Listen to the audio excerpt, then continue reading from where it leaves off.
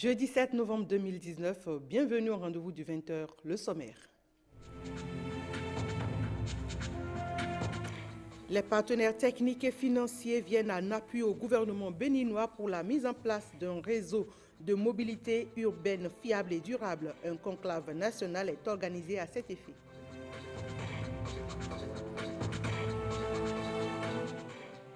Les accords de prêt consentis par les partenaires peuvent désormais être ratifiés par le gouvernement avant d'être soumis à l'appréciation du Parlement selon les nouvelles dispositions de la Constitution. Vous suivrez les explications de deux juristes dans ce 20h.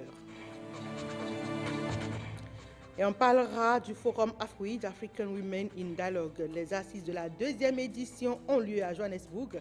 La rencontre vise à faire porter les voix des femmes pour des actions fortes.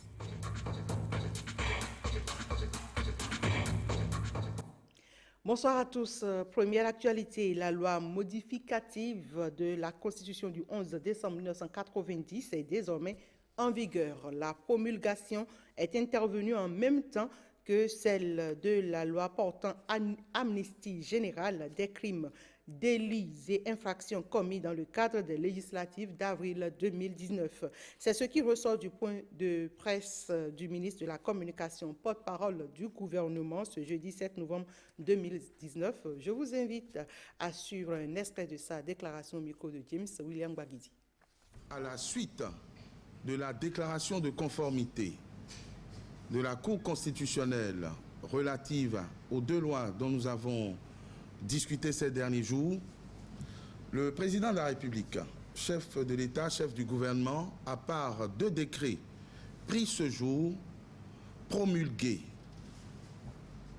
la loi numéro 2019-39 portant amnistie des faits criminels, délictuels et contraventionnels commis lors des élections législatives d'avril 2019, ainsi que celle numéro 2019-40 en date de ce jour, c'est-à-dire 7 novembre 2019, portant modification de la loi numéro 90-32 du 11 décembre 1990 portant constitution de la République du Bénin.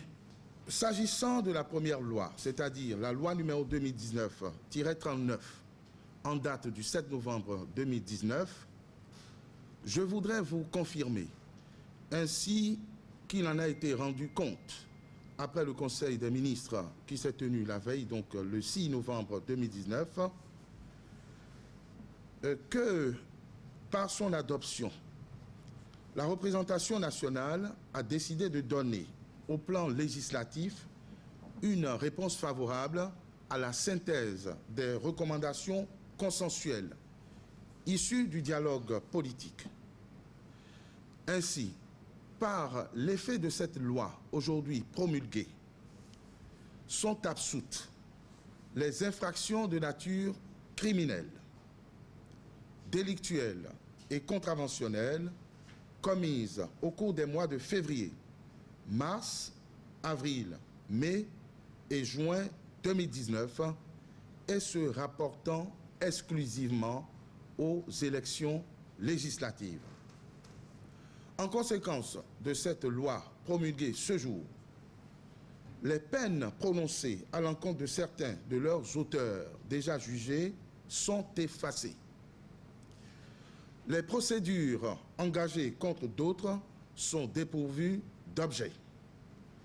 Les jugements ou arrêts prononcés sont non avenus et les personnes détenues à titre provisoire ou préventif aux fins de l'exécution des jugements ou arrêts prononcés sont éligibles à la mise en liberté immédiate si elles ne sont pas retenues pour d'autres causes. Et voilà, et les nouvelles dispositions de la Constitution béninoise prévoient que le chef de l'État peut ratifier les accords de prêt consentis par les partenaires extérieurs avant de les soumettre à validation au Parlement dans un délai de 90 jours. Cette disposition justifierait-elle un motif d'inquiétude? Deux juristes de haut niveau ont donné leur point de vue sur le sujet. Maître Charles Badou et Maître Jacques Migan répondent aux questions de James William Bagidi. Je me réjouis d'avoir été conseiller d'un président de la République, pour ne pas citer le général Mathieu Kérékou. Et je puis vous dire que nous avions, le gouvernement, l'État, je dirais, a beaucoup perdu, rien que pour les ratifications des prêts. Avec la lenteur de l'administration, avec la lenteur de l'Assemblée nationale, avec la lenteur des députés, nous avions beaucoup perdu. Alors que j'ai toujours dit ceci, celui qui négocie en amont, c'est le gouvernement. Celui qui va chercher en amont, c'est le gouvernement. Aidé sur ce point par la Caisse autonome d'amortissement. Or, l'Assemblée nationale, à travers la Commission des finances, peut se rapprocher de la Caisse autonome d'amortissement pour en savoir, ou encore à travers le contrôle qu'il exerce sur les actions du gouvernement. Donc je ne crois pas que le problème puisse se poser à ce niveau. Au contraire, c'est une belle avancée. Nous avons un programme bien précis. Or, ne pouvons pas dans le même temps où nous donnons 5 ans à un chef d'État pour accomplir son programme d'action du gouvernement, nous permettre de perdre les gros avantages financiers qui doivent financer ces projets-là. Quand on regarde de près, il s'agit beaucoup plus d'assumer pour le chef de l'État. Parce que c'est le chef de l'État qui va rechercher le financement. C'est le chef de l'État qui veille ou qui parle au gouvernement, met en œuvre ce financement-là à travers les infrastructures ou ce à quoi le financement est destiné. Donc il assume pleinement et entièrement la recherche de financement, l'exécution de ce financement-là, ce qui accroît sa responsabilité vis-à-vis du Parlement et vis-à-vis du peuple.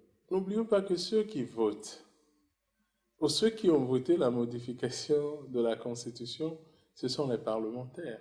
Et je ne vois pas les parlementaires voter un texte qui leur prive d'un certain nombre de leurs prérogatives. C'est bien au contraire. Le contraire, c'est que les parlementaires ont vu que c'est une question d'efficacité de l'exécutif. Il faut mobiliser les fonds, il faut être très réactif. N'oublions pas que sur le marché international, il n'y a pas que le Bénin qui va rechercher des prêts. Mais il est dit qu'une fois que les prêts seront ratifié par le gouvernement, compte rendu 3 mois après, sera fait à l'Assemblée nationale, qui a tous les moyens pour contrôler, surtout qu'aujourd'hui, voilà une Cour des comptes qui est là aussi pour vérifier le bien fondé de ce prêt qui aurait été négocié, signé par le gouvernement, compte rendu sera fait à l'Assemblée nationale. Tout ce qui sera fait de cet argent, la Cour des comptes est là pour nous le dire, pour faire son audit, pour faire ce qu'il en est, pour chercher à comprendre. Et dans cette réédition de compte, la responsabilité peut être mise en œuvre à tout moment, à tout instant. La révision qui vient de se faire, c'est une révision qui va dans le développement, qui est une révision pour le développement du pays. Le décès du professeur Albert Tévoedre continue de susciter des réactions. Roger Gbeyonvi, ancien ministre de la République, se souvient de son parcours intellectuel, mais surtout politique. Il s'est confié à Ariane Da Silva et François Zinsou. Je l'ai suivi tout le temps parce que dès mon enfance à Ouida, j'ai été intéressé à la politique. Je suivais mes parents dans des joutes politiques contre X pour Y. Je ne comprenais pas grand-chose. Et j'ai suivi Albert Tévoedre tout le temps. Albert Tévoedre m'est apparu et est apparu à beaucoup comme l'homme en politique qu'il faut avoir avec soi. Parce que si vous l'avez contre vous, vous ne risquez pas de mener une carrière longue. Et il nous est apparu tout de suite comme un homme de pouvoir, un homme puissant, parce que son premier acte politique a été la dénonciation tonitruante et foudroyante des salaires politiques qu'il estimait injustes. Donc après cette dénonciation, le président Manga a été bien obligé de l'appeler auprès de lui. On a dû dire au président Manga, attention, ce garçon, ce brillant professeur, si vous ne le prenez pas avec vous, il pourrait vous créer des ennuis. Ça a été son entrée en politique, une entrée tonitruante. Deuxième chose, dans le même ordre d'idées, il entendait devenir le premier absolu de la classe, président de la République. Ça n'a pas marché après la conférence nationale, dont son rapport était déjà un discours de campagne. Tout le monde l'a senti, tiens, notre Albert est en campagne électorale. Ça n'a pas marché, c'est Soglo qui est arrivé. Et il a toujours considéré que Soglo lui avait volé sa place. Eh bien, il a volé dans les plumes à Soglo pendant 5 ans. Et avec d'autres, il a réussi à faire revenir Kérékou au pouvoir. Et il a servi Kérékou pendant 10 ans. Mon ami Albert Tévois-Giresse, c'était mon ami sur le plan intellectuel. Il aimait beaucoup les belles formules. Et quand vous lisez le livre qu'il a écrit pour ses 80 ans, Le bonheur d'aimer, c'est rempli de beaux discours et de très très belles citations. Il me revient deux jolis vers d'Arthur Rimbaud. Ô saison, ô château, quelle âme est sans défaut. Quelle âme est sans défaut. L'âme d'Albert Tévois-Giresse n'était pas sans défaut, la mienne non plus, et probablement la vôtre non plus, et bien que la terre lui soit légère. Une séance d'information à l'intention des journalistes au ministère des Affaires étrangères et de la coopération. Il était question d'outiller les acteurs du monde des médias aux fins d'assurer un traitement de l'information avec plus de précision, notamment par la bonne utilisation des mots usuels en diplomatie. Reportage. Le vocabulaire diplomatique repose sur des singularités. Il s'avère utile pour les hommes des médias de s'en approprier pour assurer, dans les formes convenues, les sujets d'actualité qui se rapportent à la diplomatie. C'est tirant leçon d'un diagnostic peu flatteur que le chef de la diplomatie a initié cette séance d'information. Il s'agit de renforcer le niveau de connaissance des acteurs des médias sur l'utilisation de certains mots usuels en diplomatie. Il était tout à fait normal que nous puissions, après quelques années d'activité, quelques années d'un parcours qui, bon an mal an, nous a permis, sous le leadership du chef de l'État, de repositionner notre pays sur la scène diplomatique. Il est important que nous allions maintenant dans des démarches de proximité avec nos amis des médias pour leur permettre de traiter les informations qui nous concernent avec beaucoup plus de précision. C'est beaucoup plus un exercice d'humilité qui amène la maison diplomatie à dire à la maison média, lorsque nous utilisons tel concept, voilà ce que nous disons. Je me rappelle qu'un de vos confrères m'a dit, mais vous avez reçu les lettres de créance de tel ambassadeur. Et je lui ai dit non, je n'ai pas reçu les lettres de créance. Dans notre métier, seul le président de la République a le privilège de recevoir les lettres de créance de l'ambassadeur. S'il est bon de renforcer le niveau de connaissance par l'utilisation des formules appropriées, il est tout aussi d'un grand intérêt pour le ministère des Affaires étrangères et de la coopération de joindre l'utile à l'agréable en recherchant une meilleure collaboration avec les professionnels des médias. La démarche exposée avec clarté par le chef de la diplomatie est aussi soutenue par d'autres ambitions. À terme, ce que nous voudrions, c'est d'avoir une masse critique de professionnels des médias qui connaissent le monde diplomatique, qui s'intéressent aux questions que nous traitons. Nous voulons pouvoir mettre en place aussi un système d'accréditation pour que dans les événements et pour les événements qui sont spécifiques à notre métier, on ait des correspondants accrédités auprès de nous et des journalistes qui ont leurs entrées. J'ai nourri une grande ambition et je continue par la nourrir, c'est celle d'avoir un club de presse diplomatique qui permet aux hommes des médias, aux professionnels des médias que vous êtes, de mettre de temps en temps sur le grill des personnes qui gèrent des dossiers importants. Cette séance d'information à l'intention des journalistes a été organisée en 3 étapes. Après le discours d'ouverture du ministre Aurélien Agbenossi, les ambassadeurs Benoît Dekambi et Samuel Dandagui ont passé en revue les mots usuels en vogue dans le sérail de la diplomatie. L'ambassadeur agréé arrive au ministère des Affaires étrangères. À la faveur d'une présentation bien illustrée, l'ambassadeur et actuel directeur du protocole d'État, Gabin Kakpo, a apporté sa touche singulière en donnant sens et contenu pratique à l'exercice. Tout est bien qui finit bien. Cette séance, à valeur hautement pédagogique, a mis en lumière la fascination des médias pour l'actualité diplomatique. Chacun y est donc allé de son commentaire et de ses interrogations pour dissiper le doute dans l'espoir d'un bon usage de l'abécédaire diplomatique. Comment rendre plus fluide la circulation dans les cités urbaines au Bénin? La question est au cœur d'un forum national, une rencontre appuyée par les partenaires techniques et financiers dont la Banque mondiale. William Tchoki. Une mobilité presque chaotique à ce carrefour stratégique de la ville de Cotonou. Un phénomène qui n'est pas sans conséquences sur l'environnement, mais aussi sur l'économie nationale. Des indicateurs, chiffres à l'appui, étalent son ampleur à Cotonou, la ville vitrine du Bénin. Le taux d'urbanisation du Bénin est l'un des plus élevés en Afrique de l'Ouest aujourd'hui. Il s'élève à 47%, dans une croissance démographique, elle aussi très forte. Nous avons une croissance démographique qui est un défi pour nous aujourd'hui, 2,7% par an. Le taux de ménage, un autre indicateur, possédant une motocyclette ou un scooter, est de plus de la moitié de la population, 56%. Comment donc rendre fluide cette circulation des personnes et des biens dans la plupart de nos cités urbaines? La question préoccupe l'État central. Il vient de bénéficier de cet appui de ses partenaires techniques et financiers, dont la Banque mondiale, à travers ce fonds fiduciaire. Et je pense que des transports publics de qualité constituent un élément fondamental d'une ville.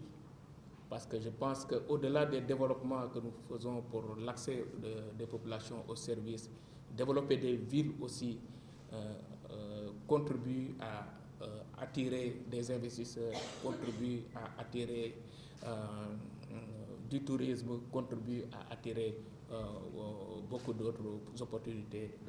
Ce forum national, le premier consacré à la mobilité urbaine durable, va accoucher de grandes recommandations.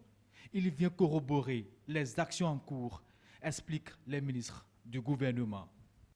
Des infrastructures majeures sont en cours ou en projet dans le cadre du programme d'action du gouvernement pour répondre aux besoins de déplacement de nos citoyens dans de meilleures conditions.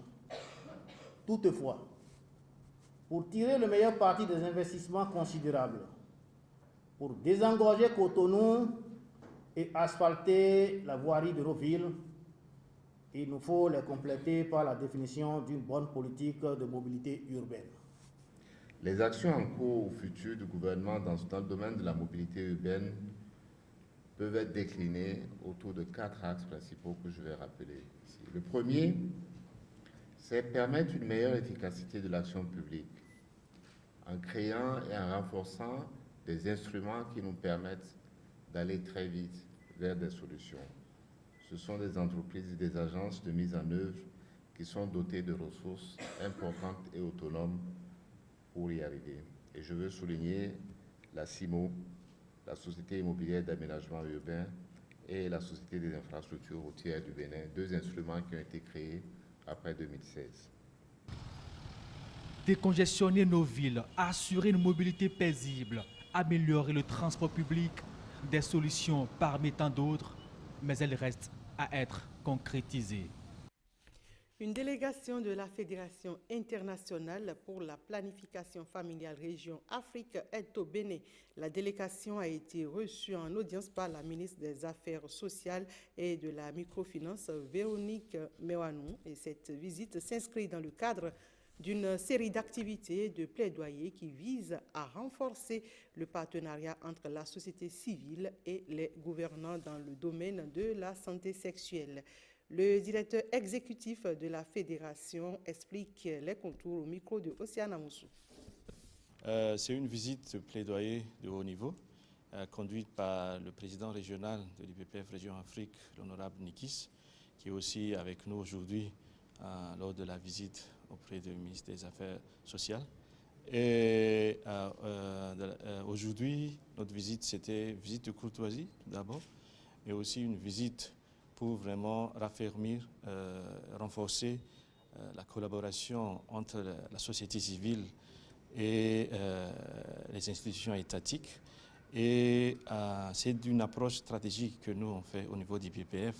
Et dans chaque pays, on est représenté par une association membre. Ici, c'est au Bénin, c'est la BPF, l'Association béninoise pour la promotion de la famille, qui vraiment, déjà, depuis leur existence, milite pour ce travail dans le cadre des objectifs du gouvernement, mais aussi pour la population et surtout la famille qui est la cellule primaire de cette communauté.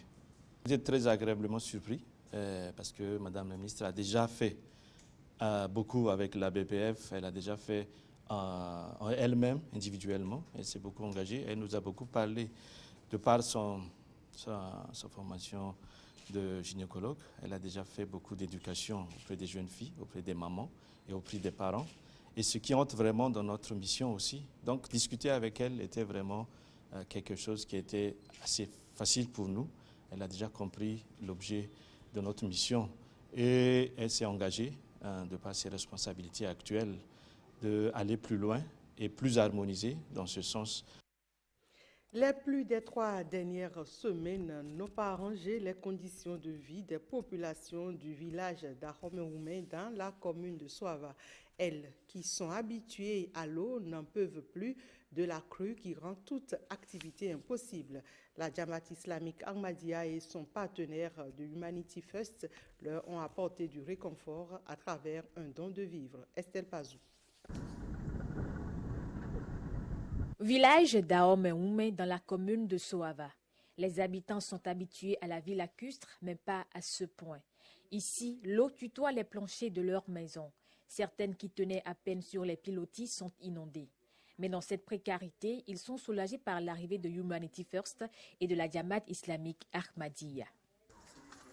Il est constaté avec peine les difficultés que vivent ces populations face à ces sinistres.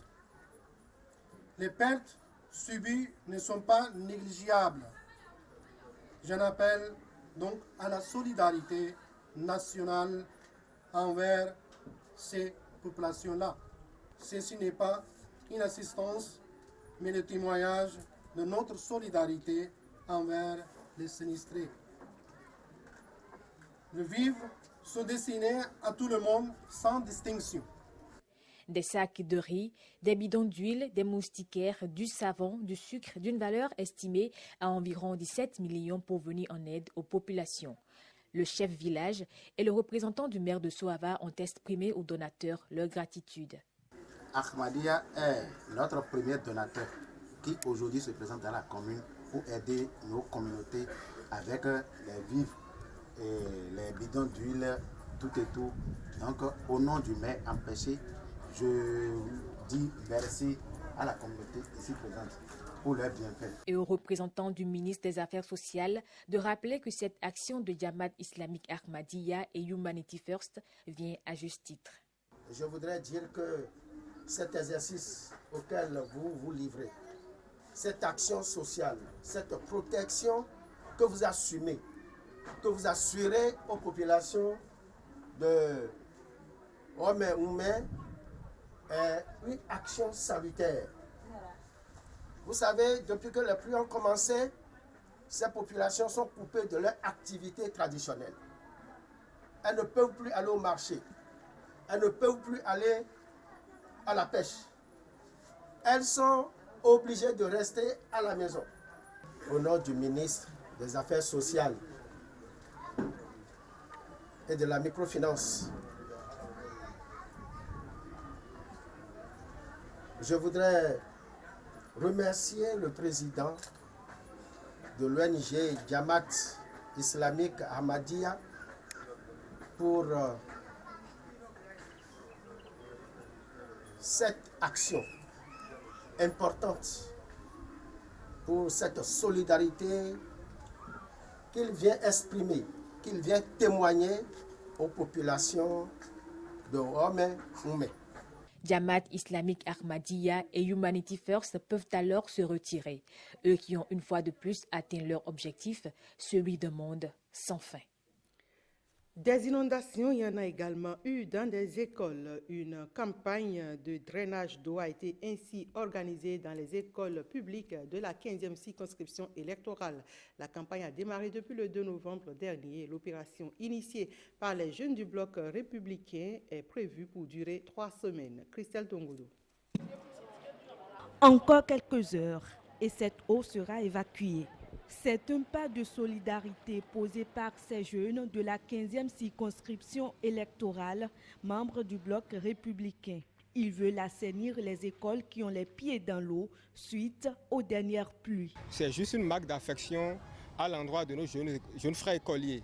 Vous savez que lorsqu'il pleut, les écoles sont inondées et l'école est le pilier de l'éducation. Nous avons jugé bon venir aider nos jeunes frères à avoir un milieu assaini.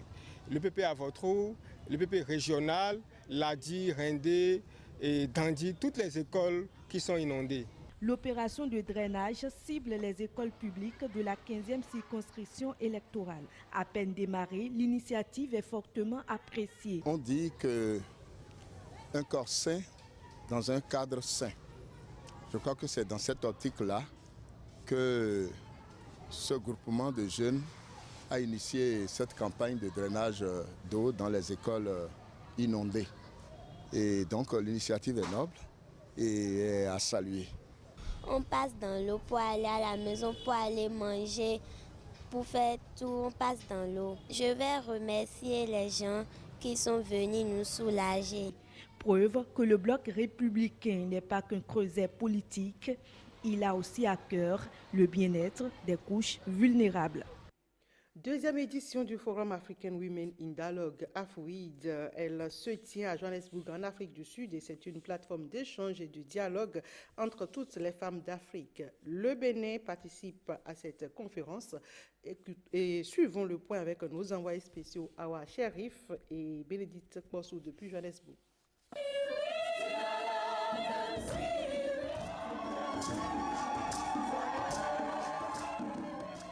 Dans cette ambiance de grand jour, toutes les femmes d'Afrique se lèvent d'une seule voix pour porter haut le flambeau du continent. Ce forum AFWID se veut être une plateforme de dialogue et d'échange entre les femmes de différents corps de métier du continent tout entier.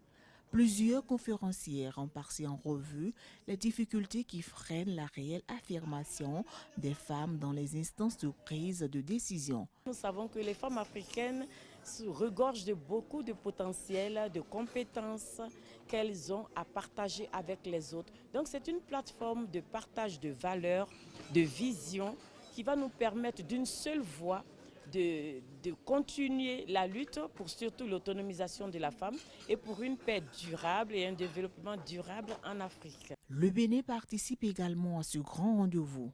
Une occasion pour le Bénin de briser les barrières pour être un outil de changement dans la société, surtout dans l'unité. Les femmes sont en mouvement et nous devons entrer dans ce mouvement pour pouvoir préparer la place qui revient à la femme dans ce monde, dans cette économie qui se généralise, qui se mondialise, où elle perd de plus en plus sa place. Je vois maintenant qu'aujourd'hui que la femme a son autonomie. La femme est libre aujourd'hui. La femme n'a pas peur de dire ce qu'elle pense. Et franchement, le monde prospère comme ça. La voix et le pouvoir des femmes, comme actrices du changement, c'est possible. Il suffit d'y croire, selon les participantes. Les femmes de nature sont des ressources, elles sont porteuses de vie, elles sont porteuses d'énergie et elles doivent se mettre ensemble, se mobiliser avec toutes les femmes du monde. Avec la femme, le monde prospère. Avec la femme, le monde est équilibré. Avec la femme, les hommes ont leurs valeurs. Je sens l'amour, je sens vraiment l'amour entre les femmes. Plus question pour les femmes de courber l'échine. La détermination est désormais un outil de combat pour toutes les femmes de l'Afrique, comme pour rejoindre un certain slogan « Yes, we can ».